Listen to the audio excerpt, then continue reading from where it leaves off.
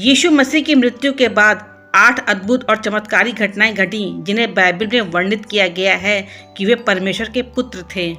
पहला, मंदिर का पर्दा फट गया। यीशु के क्रूस पर अंतिम सांस लेते ही यरूशलेम के मंदिर में पवित्र स्थान और अत्यंत पवित्र स्थान के बीच का मोटा पर्दा ऊपर से नीचे तक फट गया। यह घटना दर्शाती है कि अब मनुष्य सीधे परमेश्वर के पास आ सकता है यीशु के बलिदान के द्वारा। दूसरा, पृथ्वी कांप उठी और चट्टानें फट गईं। यीशु की मृत्यु के समय एक बड़ा भूकंप आया। यह न केवल प्राकृतिक घटना थी बल्कि यह संकेत था कि सृष्टि खुद अपने सृष्टिकर्ता की मृत्यु पर प्रतिक्रिया कर रही है।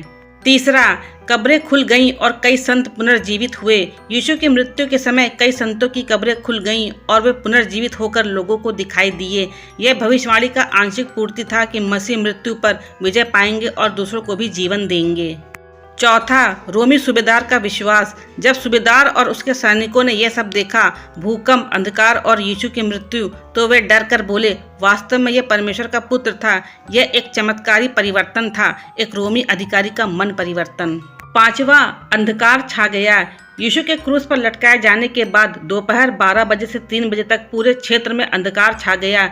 यह कोई सामान्य सूर्यग्रहण नहीं था बल्कि परमेश्वर का न्याय और शोक का प्रतीक था।